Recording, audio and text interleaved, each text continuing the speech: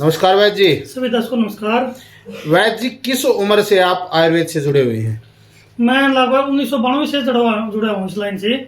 और पहले दादाजी करते थे, पिताजी हैं, और तीसरी पीढ़ी मैं खुद कर रहा हूँ काम। अच्छा, 3 पीढ़ियों से लगातार आयुर्वेद में आप वर्क कर रहे हो। हाँ जी। क्योंकि कुछ कमेंट आते हैं कि भाई हरियाणा में जगह जगह पर बैठे हुए हैं सारे युवा बेरोजगार हो गए, तो इसी करके मैंने पूछा अभी आपका आयुर्वेद से लगाव कब से है, कब से आप काम कर रहे हैं? अच्छा, फिर 2 बेटे मेरे, दोनों बेटे डॉक्टर हैं। अच्छा। पुत्र बुद्धू है, वो भी डॉक्टर है। अच्छा, यानी कि पूरा लगभग परिवार ही आयुर्वेद और मेडिकल लाइन से जुड़ा हुआ है। हाँ बिल्कुल जी।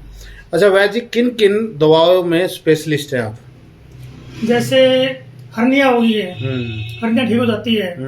और दूसरा जैसे गदूद है, गदूद को 5 से 7 दिन में आराम दिखाना शुरू कर देता हूँ मैं। और एक अंडकोश सूज जाते हैं, अंडकोश को भी 5 से 7 दिन में आराम दिखा देता हूँ मैं। अच्छा। जैसे बवासीर है, बवासीर को दूसरा दिन आराम दिखा देता हूँ मैं। ठीक। बगंदर है, फिशर है, उसमें 5 से 7 दिन लगते हैं। और जैसे टाइफाइड है, मोतीजारा, मैं 3 दिन में ठीक कर देता हूँ। ठीक।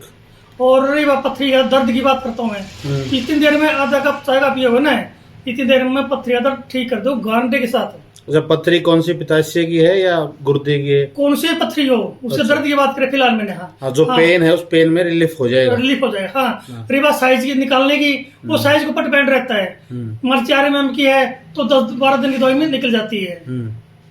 अच्छा वैद्य जी, आज किस विषय में बात करेंगे आप? हम जैसे तो बुजुर्ग लोग होते हैं, मान लीजिए 40-50 के बाद, तो हड्डियों के अंदर आवाज आती है, कट कट की आवाज आनी शुरू हो जाती है। आज उसके बारे में चर्चा करेंगे हम। ठीक। इसके लिए क्या क्या औषधियाँ चाहिए जो कट कट की आवाज आती है ठीक करने के? ज्यादा मेरे वैसे तो औषधियाँ ज्यादा होती नहीं, आपने पहले देखी भी हैं। तो मेरे 4 औषधियाँ होती हैं। इसमें लेनी है मेथी, 50 ग्राम मेथी है, 50 ग्राम अश्वगंधा है, और 50 ग्राम कलौंजी, और 50 ग्राम अलसी के बीज। चारों को बराबर पीस लो, सुबह शाम आधा चम्मच खाना खाने के बाद लीजिए। और 15 से 20 दिन के बाद उसकी कट कट की आवाज बिल्कुल आनी बंद हो जाती है। अच्छा, इस रोग में कोई परहेज वगैरह जिस तरह बुजुर्ग व्यक्तियों ने रखने हो? इस परहेज तो ज्यादातर तला हुआ ही ज्यादा होता है, तला हुआ है, ड्रिंक वगैरह है, कोल्ड ड्रिंक है, बंद पैकेट है, इस तरह के बाई चीज है, आलू, भिंडी, अरबी, उड़द की दाल, विवाह आदि का सामान, ये सब वर्जित रहते हैं इसमें। अच्छा, ये जो दवा बनाई है, जो चूर्ण बनाया है, इसका प्रयोग खाना खाने के बाद करना है, खाना खाने से पहले? खाना खाने के बाद में लेना है। 3 से 5 ग्राम तक ले सकता है इसको। ठीक। और कोई साइड इफेक्ट नहीं, कोई नुकसान नहीं है, ओनली आयुर्वेदिक है। अच्छा, दोबारा फिर एक बार ये फार्मूला दोहरा दें ताकि समझ में आ जाए। मेथी दाना लेना है 50 ग्राम, अश्वगंधा लेनी है 50 ग्राम, और कलौंजी 50 ग्राम लेनी है, और 50 ग्राम लेनी अलसी के बीज। ये चारों चीज होगी 200 ग्राम। 200 ग्राम को बिल्कुल पाउडर पीस करके आधा चम्मच सुबह शाम, 3 से 5 ग्राम सुबह शाम खाना खाने के बाद लेना जी। अच्छा, तो मान लिया अब अश्वगंधा बताइए आपने, अश्वगंधा का स्वभाव कई वैद्य हकीम बताते हैं भी गर्म होता है, तो गर्मियों में इसका उपयोग होता है?